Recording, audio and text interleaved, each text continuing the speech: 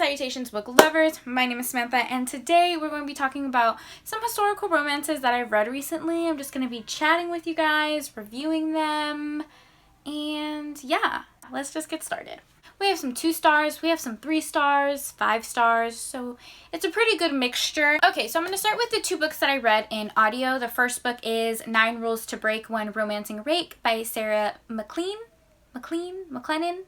Really wanted to pick this book up because I've heard nothing but great things about this author. I heard she writes amazing historical romances.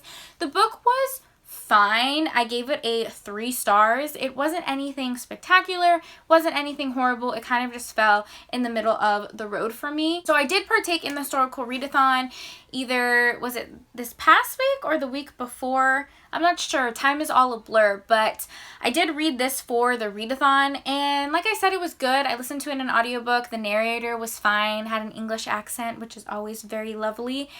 It follows Lady Calpurnia. I always struggle to say that name. Calpurnia. We're going to call her Callie, though. It follows Callie and Gabriel. Callie is nearing spinsterhood. She's gone through a couple seasons without finding a husband, and she has always been like a prim and proper lady, always doing what she's told. Until this year, she gets tired of it and decides to just live her life the way she wants to live it. She ends up creating this list of all the things that men get to do that women do not. And it's sort of like a bucket list that she just wants to go through and check off.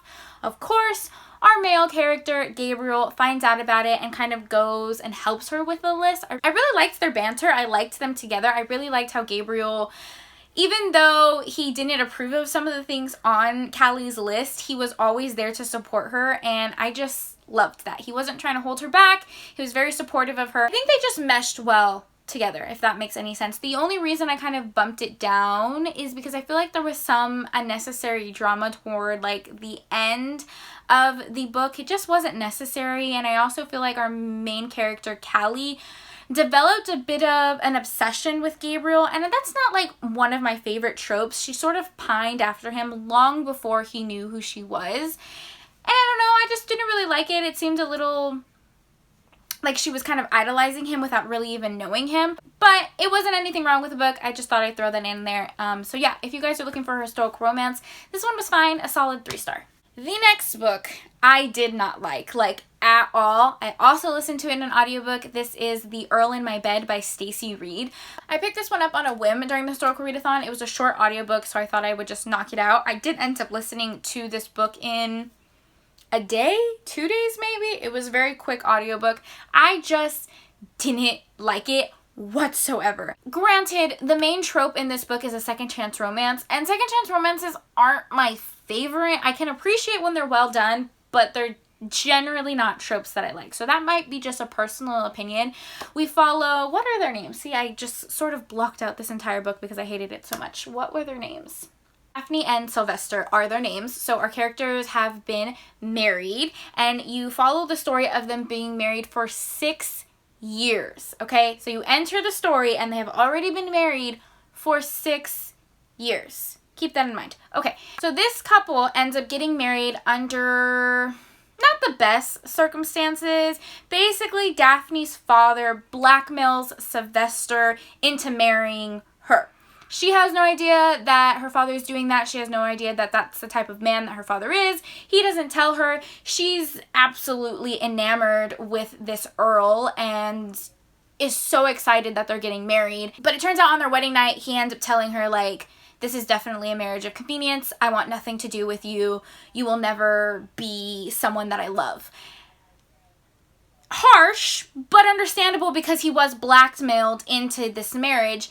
And instead of like trying to figure out what happened with him and her father, she just is like, okay. They have absolutely no communication. They go 6 years of Sylvester harboring this resentment towards Daphne and her father because he thinks that Daphne is a part of this blackmail scheme. So he spends 6 years harboring this resentment, wants absolutely nothing to do with her. And then Daphne spends 6 years in loneliness and harbors resentment towards her husband, who is not providing for her emotionally. It's a mess. This couple just needs communication. Communication. You get to the point in the book where Daphne wants a divorce. obviously. And Sylvester's like, wait. I need an heir. And I've been ignoring you for 6 years, but I also kind of love you. So we can't get divorced. What? I couldn't stand this book, honestly. I just needed them to have a little bit more communication. I feel like their problems could have been resolved if they would have just talked from the beginning. Like, I don't know, there's just so many things, like, they're words. I can't even put into words. The chemistry they had, the steamy scenes, fine, good, well written, very steamy, whatever. If you just want to read, like, a steamy book, go for it, fine. I just couldn't, like, believe their relationship. Spent 6 years hating each other and then all of a sudden you can't keep your hands off of each other. Just wasn't believable. Didn't love it. Give this book a 2-star. I usually reserve 1 stars for books that really offend me. There wasn't anything inherently wrong with the book. I didn't want the characters to get together. I felt like they were better off without each other. So I give it a 2-star. Okay, so the good news is that those are the 2 lowest rated books that I'm going to talk about. Everything else that I'm about to mention was a 4 or 5-star, which is awesome. So the other book that I read was How to Love a Duke in 10 Days by Kerrigan Byrne. I love this book. I feel like I've talked it to death. I gave it a 5 out of 5 stars. Kerrigan Byrne's writing is phenomenal. I do want to give a little bit of a trigger warning to this. The first chapter is very intense and it opens up with our female character being sexually assaulted. It's a very painful thing to read about, and this entire book sort of just follows her emotions with that, and it was really tough to read about, but I think it was very well crafted, well written, and I felt for our main character. I felt for Alexandria, our female character, and I just really wanted her to be happy. It follows Lady Alexandra Lane and Pierre, I think is his name. What is his name? Piers, I'm sorry. Piers and Lady Alexandra Lane. Alexandria has quite a troubled past. She has a lot of things that she's hiding and running from, and she knows that she needs to marry someone wealthy because her family is not well off. She's poor, basically. Ends up sort of concocting this deal with Pierre to marry him more as a marriage of convenience so he can have his heir and she can settle her family's debt. That's how our characters come together. I really loved them together. I feel like Pierre was just super patient with her. I loved our characters together. In my last video that I posted, I talked about how this was one of my favorite book kisses. Our main character goes through a lot of pain and grief, and she's scared of like intimacy and physical contact and men because she had a really rough time when she was younger. And Pierre is so patient with her and really shows her that it's okay for her to trust him, for her to love him, and just shows her that, you know, there's so much more than the experience that she had. And it was really beautiful. I absolutely loved it. If you like female friendships in this book, the female friendships in this book are really great. There's 3 ladies who all went to the same school. They all help each other sort of keep their secrets. They have each other's back. They're like the ride or die type of friends. So I loved the romance and I loved the friendship. Everything about this was just magnificent. 5 out of 5 stars. Okay, so the rest of the books are Lisa Kleypas. Is anybody surprised? Probably not. So I'm going to go through these pretty quickly because I've talked them to death. But the first one I want to talk about is Suddenly You. This was like the first Lisa Kleypas that I picked up, and it was a good introduction. So I think I originally gave this book a 4-star, but really it's kind of like a 3.5, 4-star. It was good, don't get me wrong. It just sort of fell in the middle of the road after reading her other books. Does that make sense? This follows Amanda and Jack. Amanda is a novelist who is about to turn 30, and she has never been married, never been kissed, and has never had sex. So on her 30th birthday, she decides to hire some male company because that's just what you do. That is how Jack ends up at her front door. He is not the person that she thinks that she hired. He's actually a publisher, which kind of works because she's a novelist. He wants to publish her book. Okay, anyways.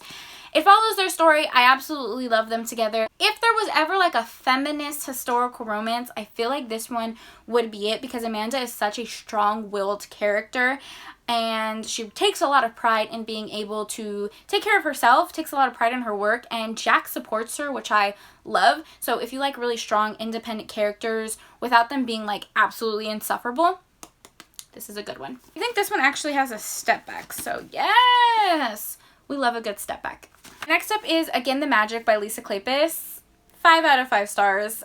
I have gushed and gushed and gushed about this book. The main character, McKenna, is everything. He is like everything that I could possibly want or desire in a hero. He's just perfect. So this is sort of a second chance romance. It follows Eileen and McKenna, who know each other as children. Eileen comes from a very strong bloodline. Her family is titled, and she basically knows at a young age that she's supposed to marry someone of her title, but she ends up falling in love with McKenna, who is a stable boy, someone who works for her father. During that time, that wasn't accepted. Her father didn't like that, so things happen where McKenna actually ends up leaving. They get reunited later, but there is some harbored resentment because McKenna is upset about what happened in the past. Eileen is still in love with him. It is the most like heartbreaking, beautiful, amazing second chance romance that you will ever read. And like I mentioned, I'm not a huge fan of second chance romances. It's not my favorite trope, but this one was so well done. This has like easily become one of my favorite books of all time. Everybody talks about McKenna, but I feel like nobody talks about Gideon. He doesn't get the attention that he deserves. So yes, this does follow Eileen and McKenna's romance, and that's really at the forefront, but it also follows the romance of her sister Livia and Gideon, and I love them together. Gideon was so sweet, and everything about this book was perfect. Everything about this book was perfect. So Again the Magic was like a 0.5 in the Wallflower series, but the first official book in the series is Secrets of a Summer Night. This follows Annabelle and Simon. This is where we really get introduced to the Wallflowers. So the Wallflowers are 4 girls: Annabelle, Lillian, Evie, and Daisy. They're all wallflowers. They always sit on the side of the ballroom. They haven't caught husbands yet. They sort of come together and make a deal that they're going to help each other get a husband. Bond, their relationship, their banter is just so much fun. I absolutely love all of these girls and how all of them support each other. So if you like friendships, like girl friendships in books, definitely recommend this one. The first one follows Annabelle, who is the oldest, so they decide to help her find a husband. She's struggling to find a husband because her dowry isn't that great. Her father died and her family is poor, so not a lot of people are, beckoning for her. And it follows Simon, who is a self-made man. He does not have a title, and their relationship is so good. Simon is absolutely obsessed with our heroine, and I just love it. I think their chemistry is fire. Love them together. I gave this a 5 out of 5 stars. Next up, we have It Happened One Autumn, and this follows Lillian. Lillian Bowman is an American whose father has a lot of money. He owns a soap company, but because they're American, not a lot of British people want to marry them. It makes sense. It was during that time. Anyways, so it follows her relationship with Marcus. We meet Marcus in Again the Magic. He is Eileen and Livia's brother. Since we met Marcus in that first book, I've always wanted him to have his own book. Really like him. I'm not someone who really loves like the dark and brooding type, and Marcus isn't like that. He is a perfect gentleman, and I just love that. Their story, so good. I gave it a 5 out of 5 stars. This is also where we meet Sebastian, who is in the next book. Sebastian is a bit of a villain in this book, so I was a little surprised that everybody loves him so much, but I mean, we'll talk about his book right now because that's the book that I just finished. It's Devil in Winter. This follows Sebastian, who we meet in It Happened One Autumn. But I loved it. So it follows Evie and Sebastian. Evie is very shy. She has a bit of a stutter. She doesn't come from a supportive family. Her family is quite abusive, and she just wants to escape. And the only way that she can find a way out of her current situation is to marry Sebastian, who wants her father's money. So it's a marriage of convenience. It doesn't start out as a love match, but the characters fall for each other, and this is one of the most hilarious books. Sebastian is hilarious, and I definitely see the hype. Out of all the Lisa Kleypas books, Devil in Winter and Again the Magic were like the 2 that I've heard the most about. Everybody loves these 2 characters, so if you're going to start anywhere, I would definitely recommend starting with one of these books. You don't have to read the Wallflower series in order. It's okay if you read them out of order. And yeah, I gave this one a 5 out of 5 stars. Are we surprised? No. Okay, and then the last book in the Wallflower series, there is a Christmas novella that is part of the series that I have not read yet. I do have. It follows Lillian and Daisy's older brother, I think. I'm not entirely sure, but I haven't read that one yet. I am currently reading the last book, though, Scandal in Spring. This follows Daisy and Matthew. I'm only 50 pages in, so I don't really have full formed thoughts, but it follows Daisy, who is the last of the Wallflowers that has not gotten married. Her father is sort of tired of her not getting married, so she decides to force her hand and have her marry one of his workers. He owns like this soap business that is very well off, and he wants to leave his legacy to one of his workers, so he wants that worker, Matthew, to marry Daisy. And Daisy hates him, so it's kind of like an enemies to lovers situation. I'm very excited to finish reading that. If I finish reading it before I end up posting this video, I will link it down below. I'll also link my most recent video down below where I matched my makeup to that book cover. It was a lot of fun to film, so I'll link that down below as well. Whew! We got through all those books. I feel like I've been talking for a long time. So thank you so much for taking time out of your day to spend time with me. It means the world to me. I hope you're all staying happy and healthy, and I'll talk to you guys next time.